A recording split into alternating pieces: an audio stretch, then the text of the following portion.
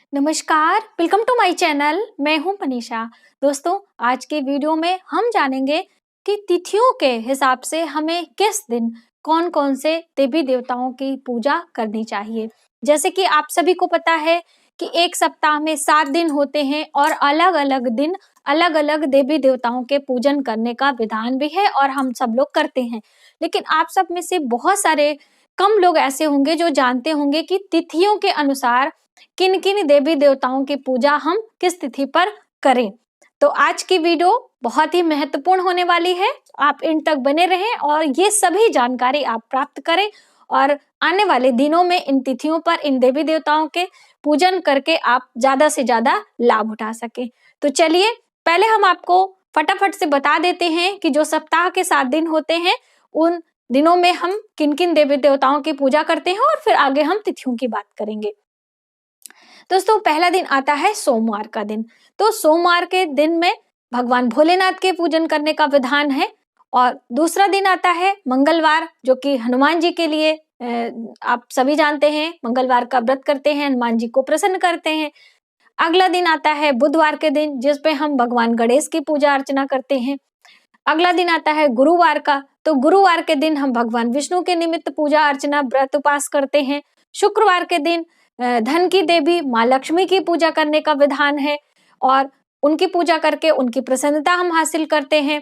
अगला दिन आता है शनिवार, जो कि शनि देव के नाम समर्पित है, जो कि शनि देव देवताओं के भी श्रेणी में आते हैं और ग्रहों को भी प्रसन्न कर सकते हैं, यानी कि शनि ग्रह की प्रसन्नता के लिए भी हम शनि देव के दिन और शनिवार के दिन उपासना करते हैं।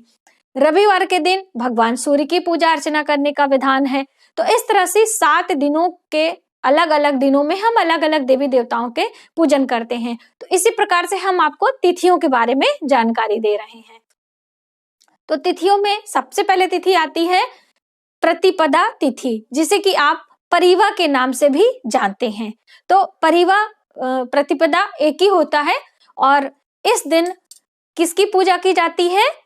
भगवान कुबेर की। वैसे तो यक्षराज हैं कुबेर, लेकिन उन्हें देवताओं की संज्ञा दी गई है और माता लक्ष्मी के सचिव कह लीजिए या फिर आप द्वारपाल कह लीजिए, माँ लक्ष्मी के धन का लेखा जोखा सभी उनके पास रहता है और ऐसा मानते हैं कि उनकी प्रसन्नता से माँ लक्ष्मी की भी प्रसन्नता प्राप्त होती है।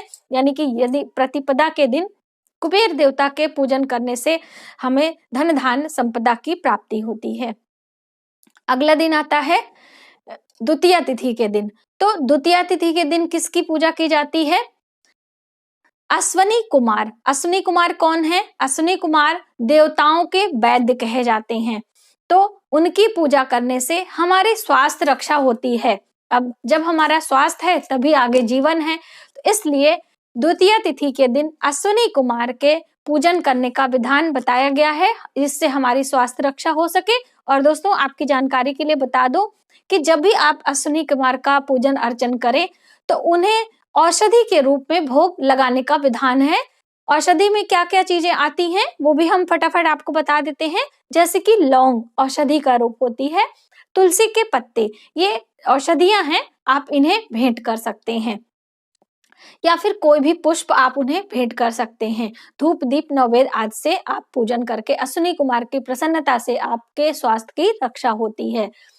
अब हम जानते हैं तृतीया तिथि के दिन किस देवी देवता के पूजन करने का विधान हमारे शास्त्रों में बताया गया है। और आपकी जानकारी के लिए ये भी बता दूं कि ये जो जानकारियां हैं हम गरुड़ पुराण के माध्यम से लेकर आए हैं। गरुड़ पुराण आपने सुना होगा, तो उसमें ये सभी चीजें विस्तार पूर्वक बताई गई हैं। तृतीया तिथि के दिन अग्निदेव के पूजन करने का विधान है। अग्निदेव देवताओं के मुख से उत्पन्न हुए हैं और हम मनुष्यों के कल्याण के लिए अग्नि की आवश्यकता होती है। जब भी हम कोई हवन पूजा अर्चना करते हैं तो सबसे पहले दीप के रूप में अग्निदेव की पूजा की जाती है। वहीं पर हवन के लिए कुंड बनाया जाता है और उसमें अग्नि प्रज्वलित की जाती है और फिर उसमें जो हम समिधाएं डालते हैं और वो देवताओं के लिए होती है और सीधे वो समर्पित भी होती है। होम आदि करने का यही विधान है और जिसके कारण हमारे वातावरण में शुद्धि होती है, नकारात्मक शक्तियां और आप कह लीजिए कि जो कीटाणु विषाणु हमारे इन आंखों से दिखाई नहीं देते हैं उनका भी विनाश होता है। और वहीं पर हम बात करें कि मरणोपरांत भी हमारे इस शरीर को भस्म करने के लिए अग्नि की आवश्यकता होती है। और हमारे जीवित रहते हुए हमारे शरीर में भी एक अग्नि होती है। यदि हम आयुर्वेद के अनुसार देखें तो हमारे शरीर में जठराग्नि होती है। तो जठराग्नि क्या काम करती है? हमारे भोजन को पचाती है। तो यदि आपके शरीर में जठराग्नि मंद हो जाती है तो आपका भोजन पचता नहीं है और भोजन धीरे धीरे सड़ने लगता है, जिसके कारण आपके शरीर में वात, पित्त और कफ की वृद्धि होती है और जिससे नाना प्रकार के रोग से आप ग्रसित हो जाते हैं। तो इसलिए यदि आपके शरीर में अग्नि अच्छी है तो आपका भोजन पचता है और आप एक स्वस्थ जीवन व्यतीत करते हैं। तो अग्निदेव की पूजा तृतीया तिथि के दिन करने का विधान है। अब बात आती है चतुर्थी तिथि की। तो चतुर्थी तिथि के बारे में तो आप सभी को पता ही होगा, क्योंकि भगवान गणेश के नाम समर्पित है, जो कि प्रथम पूज्य देवता माने जाते हैं और उनके पूजन से हमारे सभी कार्य निर्विघ्न संपूर्ण होते हैं। तो चतुर्थी तिथि में हम भगवान गणेश की पूजा करते हैं और अलग अलग जो ये हमारे 12 महीने होते हैं, आपने देखा होगा कि अलग अलग स्वरूप की पूजा, यानी कि अलग अलग बहुत सारे, जब भी जिसका विनाश करने के लिए देवी देवता रूप लेते हैं तो उन्हीं स्वरूप में उनकी पूजा की जाती है।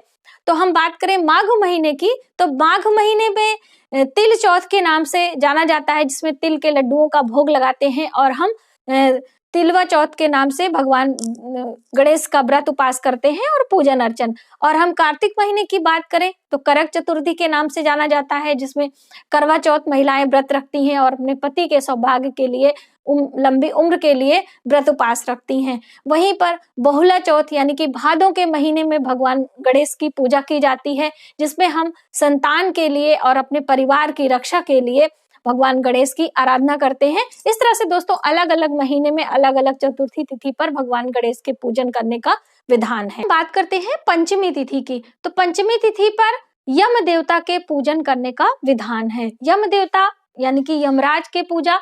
तो यमराज की पूजा क्यों करनी चाहिए? जिससे हमारे पूरे परिवार को अकाल मृत्यु का भय ना रहे। देखिए, जिसका जन्म हुआ है मृत्यु तो निश्चित ही है, ये सर्वविदित है, लेकिन अकाल मृत्यु ना हो, क्योंकि अकाल मृत्यु होने से जो हमारी आत्मा होती है वो अगला शरीर ग्रहण नहीं कर पाती है। जैसे कि हमारे हिंदू शास्त्र में वर्णन है कि हमारी ये जो आत्मा है, मनुष्य आत्मा है, वो 84 लाख योनियों से होकर गुजरती है। अलग अलग हमारे कर्मों के अनुसार, कर्म जैसा हम करते हैं उसी प्रकार का हमें जीवन मिलता है।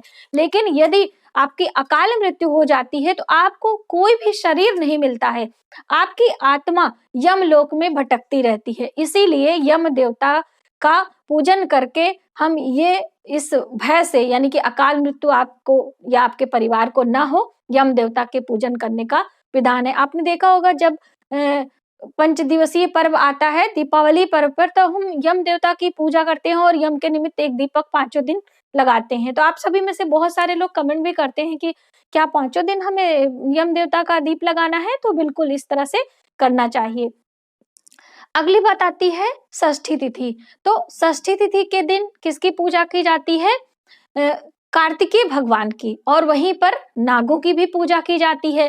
देखिए, जैसे अलग अलग देवी देवताएं हैं, वैसे नाग को भी देवताओं की श्रेणी में रखा गया है और नागों की पूजा हमें देवी देवताओं के साथ ही करना चाहिए, तभी उनका आशीर्वाद हमें प्राप्त होता है। क्योंकि देखिए, नागों को इतना ज्ञान नहीं है होता है कि वो क्या करें क्या ना करें, क्योंकि उनका जो प्रकृति है, उनका जो नेचर है, वो विष फैलाना है।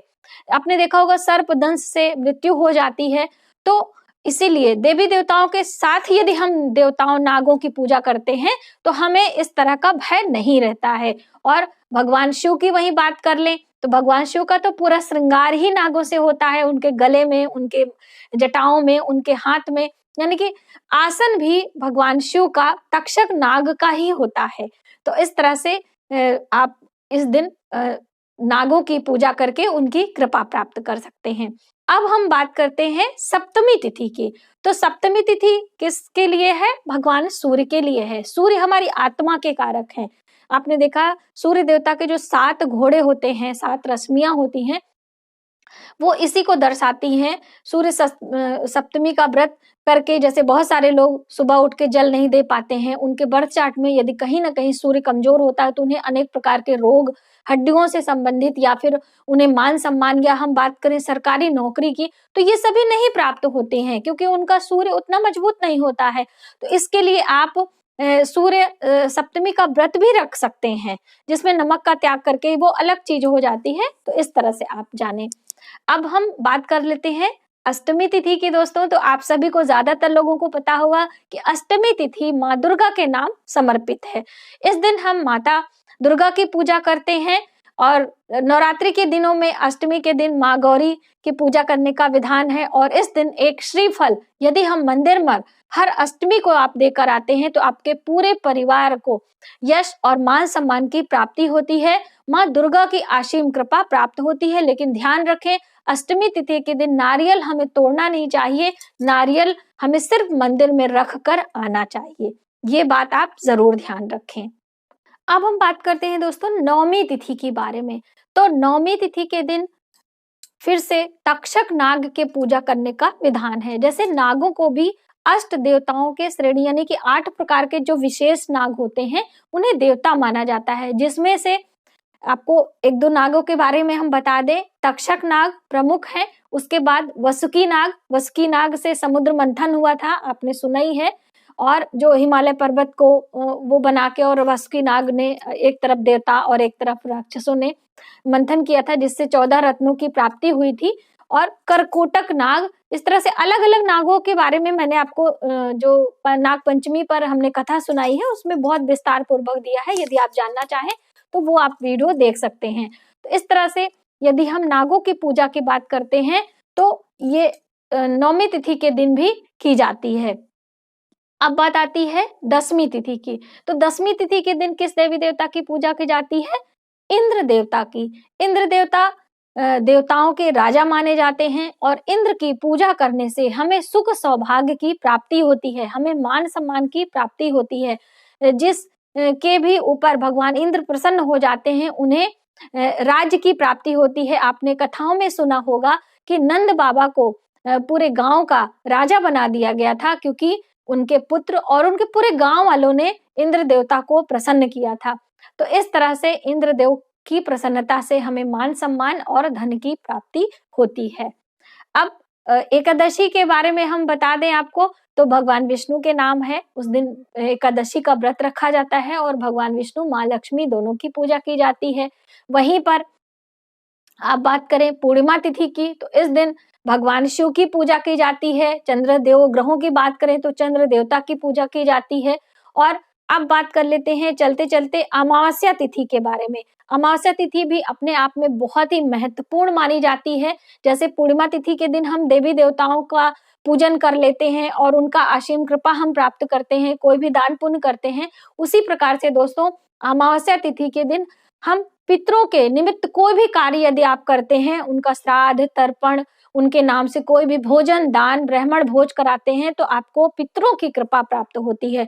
और यदि आप राहु केतु की प्रसन्नता के लिए जो है कोई भी जलाभिषेक करवाना चाहते हैं, भगवान शिव की ही पूजा से राहु केतु और आपका जो भी कालसर्प दोष वगैरह होता है, ये सभी चीजें आपके बर्थ चार्ट में जो होती हैं वो शांत होती हैं। तो अमावस्या तिथि के दिन भी ये सभी चीजें की जाती हैं। आपने सुना होगा किसी के बर्थ चार्ट में यदि कालसर्प दोष रहता है तो वह या तो फिर पंचमी तिथि को या फिर ये अमावस्या तिथि के दिन भगवान शिव का अभिषेक करते हैं और अलग प्रकार से यज्ञ समिधा वगैरह लेकर किया जाता है। तो इस तरह से इन अलग अलग तिथियों पर अलग अलग देवी देवताओं का पूजन करने का विधान हमारे शास्त्रों में बताया गया है। और जैसे मैंने आपको बताया कि गरुड़ पुराण के माध्यम से ये सभी जानकारी हम आपके लिए लेकर आए थे।